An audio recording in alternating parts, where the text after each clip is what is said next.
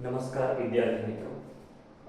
ધોરણ 11 માં આપણે કોમર્સમાં ભાગ 1 માં પહેલું જ પ્રકરણ આપણું હિસાબી પદ્ધતિ અને તેના પારિભાષિક શબ્દો વિશે ચર્ચા કરી રહ્યા છે.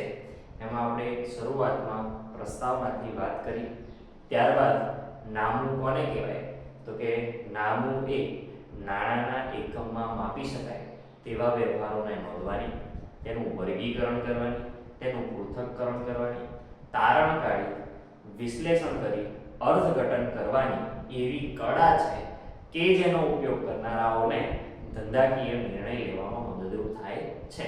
ત્યારબાદ આપણે એ પણ જોયું કે નામું એ માત્ર 100-200 વર્ષનો ઇતિહાસ નથી, એ હજારો વર્ષનો ઇતિહાસ ધરાવે છે. ત્યારબાદ હિસાબી પદ્ધતિ છે તો કે એના લક્ષણોની ચર્ચા કરી કે પહેલું નાણાકીય લક્ષણ ધરાવે છે કે માત્ર નાણાંના એકમમાં માપી શકાય તેવા જ વ્યવહારોને નોંધવામાં આવે છે. ત્યારબાદ ફેરબદલીના માધ્યમ તરીકે પણ નાણાંનો ઉપયોગ કરવામાં આવે છે.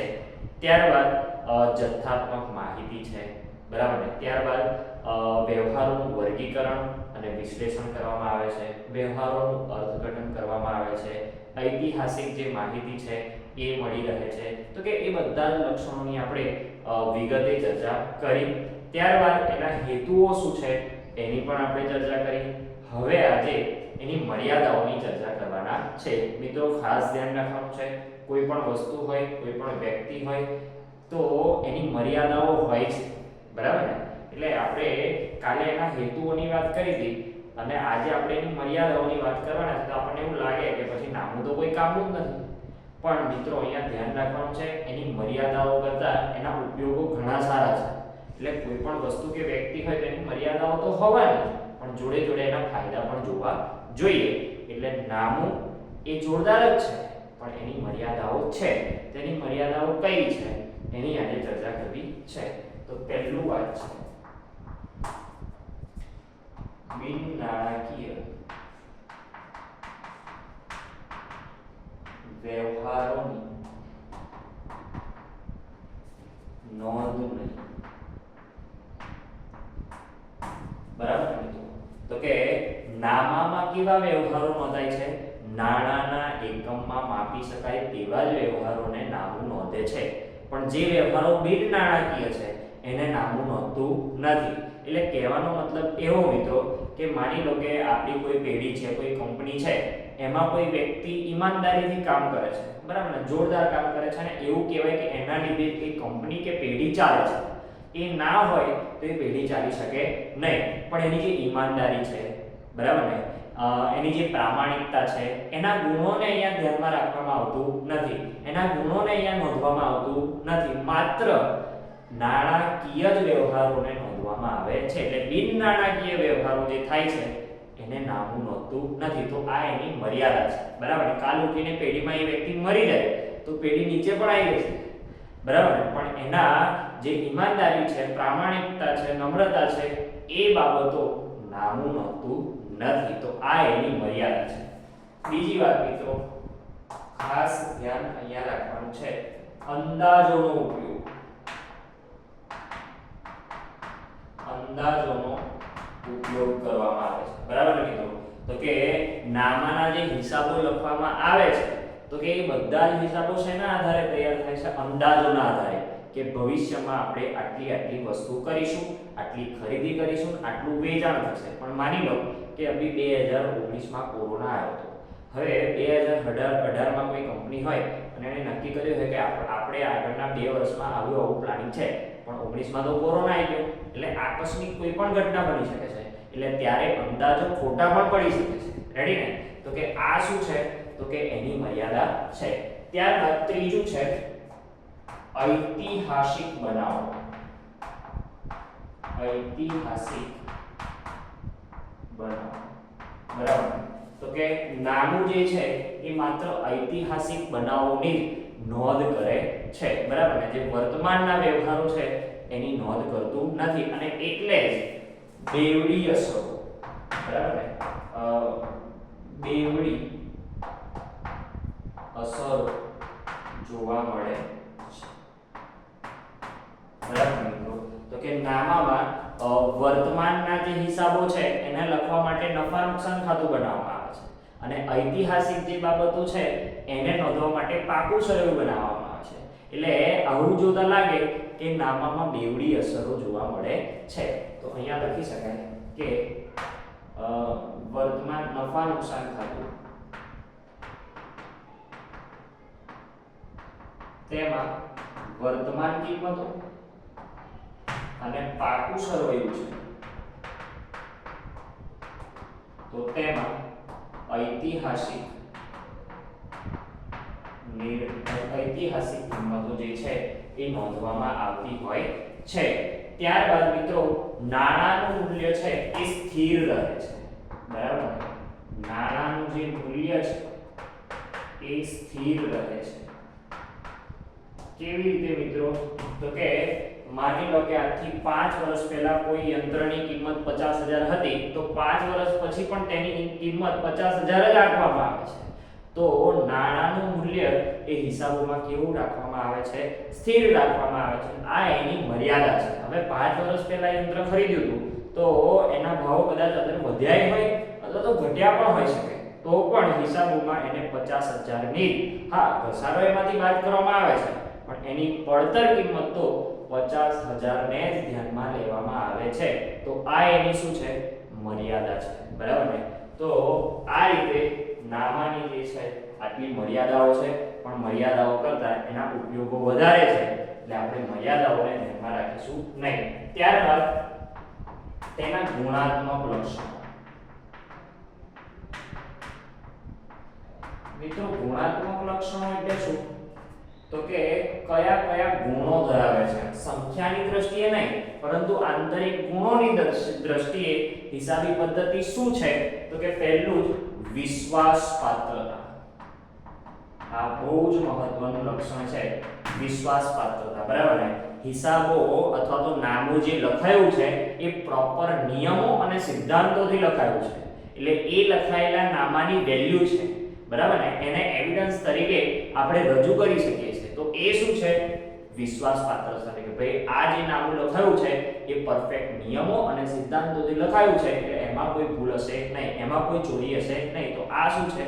વિશ્વાસપાત્રતા છે. ત્યારબાદ સુસંગતપણું. બરાબર ને? સુસંગતપણું એટલે શું?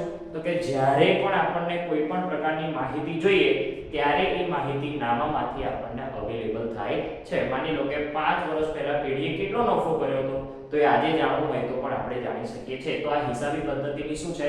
સુસંગતતા છે. જ્યારે જોઈએ ત્યારે હિસાબો આપણને મળે છે. ત્રીજું છે સમજ ક્ષમતા. બરાબર ને? તો કે એના દ્વારા, હિસાબો દ્વારા સમજ ક્ષમતા જે છે એ પણ ડેવલપ થાય છે. ત્યારબાદ તુલનાત્મકતા હિસાબોમાં જોવા મળે છે. તો આ એના ગુણાત્મક લક્ષણો છે. તો કે આ બાબતોને આપણે ભણવાની છે. હવે આજે છેલ્લો મુદ્દો એનો જે બાકી છે આટલી થિયરીમાં, પછી આપણે પારિભાષિક શબ્દોમાં જવાના છે. તો કે હવે પછી આપણે એના ઉપયોગકર્તાઓ, હિસાબી પદ્ધતિના ઉપયોગકર્તાઓ કોણ કોણ છે, એનો ઉપયોગ શા માટે કરે છે, તો કે એની ચર્ચા હવે કરવી છે. તો હવે મિત્રો હિસાબી પદ્ધતિ જે છે તો કે એના ઉપયોગકર્તાઓ કોણ કોણ છે અને કોણ ઉપયોગ કરે છે અને કેમ ઉપયોગ કરે છે એની હવે ચર્ચા કરવી છે. તો પહેલા જ ઉપયોગકર્તાઓ છે સંચાલકો. ખાસ ધ્યાન રાખવાનું છે મિત્રો, આખો ધંધો જે ચાલે છે એનો મૂળ આધાર કોણ છે? સંચાલકો છે. જો સંચાલકો જ વ્યવસ્થિત ના હોય તો ધંધો વ્યવસ્થિત ચાલશે નહીં. તો એ સંચાલકોને નિર્ણયો લેવા હશે તો શેના આધારે લેશે? તો કે હિસાબોના આધારે જ લેશે. એટલે હિસાબી પદ્ધતિના ઉપયોગકર્તાઓમાં સંચાલકો જે છે એ હિસાબોના આધારે નિર્ણયો લેતા હોય છે. ત્યારબાદ શેર હોલ્ડરો. રેડી ને? શેર હોલ્ડરો એટલે શું મિત્રો? તો કે મારી કંપની છે, એ કંપની ઊભી કરવા માટે માની લો કે 1 કરોડ રૂપિયાની કંપની ઊભી કરવાની છે. તો મારી જોડે એટલી મૂડી તો છે ને, તો હું એ મૂડી બધામાં વહેંચી દઈશ. ખબર પડે? તો કે મારી કંપનીની જો વેલ્યુ એટલી હશે તો લોકો મારી કંપનીના શેર ખરીદશે ને એમાં રોકાણ કરશે. તો જે શેર ખરીદનારા છે, એમાં રોકાણ કરનારા છે, એને શેર હોલ્ડરો કહેવાય. તો એ ક્યારે રોકાણ કરશે? મારી કંપનીની વેલ્યુ સારી હશે તો કરશે, બરાબર. તો મારી કંપનીની વેલ્યુ સારી છે ખબર કઈ રીતે પડે? મારા હિસાબો પરથી ખબર પડે કે હું નફામાં છું કે ખોટમાં છું. તો એ રીતે શેર હોલ્ડરો, ત્યારબાદ સંભવિત શેર હોલ્ડરો એટલે કે ભવિષ્યમાં જે રોકાણ કરવાના છે એ શેર હોલ્ડરોને પણ હિસાબો પરથી જ ખ્યાલ આવે છે. ત્યારબાદ છે લેણદારો. હવે લેણદારો એટલે શું? તો કે લેણદારોનું બીજું નામ છે વેપારીઓ. ખાસ ધ્યાન રાખજો મિત્રો, આપણે બજારમાંથી જે પણ લોકો પાસેથી ઉધાર માલ ખરીદીએ છે તો કે આપણે એમને પૈસા ચૂકવવાના છે. તો એ શું છે? આપણા લેણદારો છે. ખબર પડે? તો એ લેણદારો આપણને ઉધારી માલ ક્યારે આપશે? જ્યારે આપણી સાખ સારી હશે ત્યારે, જ્યારે આપણી પ્રતિષ્ઠા સારી હશે ત્યારે. આપણી સાખ કે પ્રતિષ્ઠા સારી છે એવું ખબર કઈથી પડે? તો કે હિસાબો પરથી ખબર પડે. એટલે જો હિસાબો જોરદાર હશે તો લેણદારો આપણી ઉપર વિશ્વાસ કરે છે. ત્રીજી વાત, ગ્રાહકો. બરાબર ને? કે ગ્રાહક એ ધંધાનો રાજા છે, બજારનો રાજા છે. બરાબર? એટલે ગ્રાહક જ ના હોય તો ધંધો છે નહીં. તો ગ્રાહકો પણ આપણી પર વિશ્વાસ કેવી રીતે કરશે? હિસાબો પરથી જ. બરાબર ને? કે બજારમાં મારી વેલ્યુ કેવી છે, મારી વસ્તુની ક્વોન્ટિટી કેવી છે, ક્વોલિટી કેવી છે, એના પરથી એ વિશ્વાસ કરે છે. તો એ બધો ખ્યાલ આવે છે ક્યાંથી? ઇનડાયરેક્ટલી હિસાબો પરથી આવે છે. ખબર પડે? ત્યારબાદ વેરા અધિકારીઓ. બરાબર ને? કે જે વેરા નક્કી કરવાના છે સરકારે, તો એ વેરા પણ મારી આવકના આધારે થાય છે. મારી આવક એ હિસાબોના આધારે ખબર પડે છે. ત્યારબાદ વિદેશી ઉદ્યોગી સાહસો. 7મા નંબરમાં તો કે વિદેશના જે સાહકો છે, ઉદ્યોગી સાહસો, આપણને ખબર હોય કે ભારતમાં ઘણી બધી કંપનીઓ વિદેશની છે અને અહીંયા એને ધંધો કરે છે. તો મારી કંપની સાથે જો એને ભાગીદારી કરવી હોય તો કેવી રીતે કરશે? હિસાબો પરથી કરશે. બીજું છે નિયમનકારી સંસ્થાઓ SEBI, security and exchange board of India. તો કે જે આખું શેર બજાર છે એની પર નિયંત્રણ રાખવાનું કામ કોણ કરે છે? સેબી કરે છે. તો કે એ નિયમનકારી સંસ્થાઓ શું કરશે મિત્રો? તો કે આપણા હિસાબો જોશે અને એ હિસાબોમાં કોઈ ખામી દેખાય છે તો કે એ ખામીને નોંધશે અને નવા નિયમો ઘડવાના હશે તો એ ઘડશે. એટલે હિસાબો એ ઇમ્પોર્ટન્ટ છે. ત્યારબાદ વ્યવસાયી સંસ્થાઓ. બરાબર ને? Chartered accountant. તો આ સીએ એ શું છે? વ્યવસાય છે અને એ વ્યવસાયી સંસ્થાઓ છે. તો કે એ પણ હિસાબોની ચોકસાઈ જે છે એ ચોકસાઈ ઉપર સિક્કો મારનારી સંસ્થા પણ છે, વ્યવસાયી સંસ્થા છે. કે હિસાબો સાચા છે કે ખોટા છે તો કે એ પણ એનો ઉપયોગ કરે છે. ત્યારબાદ સંશોધકો અને વિશ્લેષકો. નામામાં, હિસાબોમાં જે સંશોધન કરનારી સંસ્થાઓ છે એ હિસાબ બધી જ કંપનીઓના હિસાબો ભેગા કરીને સંશોધન કરે છે કે હવે આ હિસાબોમાં કોઈ નવા નિયમ લાવવાની જરૂર છે કે નથી, અથવા તો જે નિયમ છે એમાંથી કોઈ નિયમ બાદ કરવો જોઈએ કે ના કરવો જોઈએ. તો એ કોણ નક્કી કરે છે? સંશોધકો અને વિશ્લેષકો. ત્યારબાદ કર્મચારીઓ. બરાબર ને? તો કે કર્મચારીઓ પણ જે છે એ હિસાબોનો ઉપયોગ કરે છે. અને ત્યારબાદ છે સરકાર. બરાબર ને?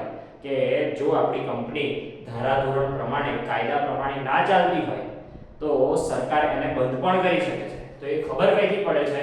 તો કે હિસાબો પરથી ખબર પડે કે આ કંપની હવે વધારે ચાલી શકશે નહીં. તો સરકાર એને બંધ પણ કરી શકે અને કોઈ કંપની જોરદાર ચાલતી હોય તો એને સરકાર સપોર્ટ પણ કરી શકે છે. તો કે આ એના ઉપયોગકર્તાઓ છે. તો આપણે એની મર્યાદા જોઈ, ત્યારબાદ એના ગુણાત્મક લક્ષણો જોયા, ત્યારબાદ એના ઉપયોગકર્તાઓ જોયા. હવે આપણે ચેપ્ટરનો મેઇન મુદ્દો પારિભાષિક શબ્દો, હિસાબી પદ્ધતિ અને તેના પારિભાષિક શબ્દો. તો હવે એના પારિભાષિક શબ્દોની ચર્ચા કરવાની છે. મળીએ છીએ નેક્સ્ટ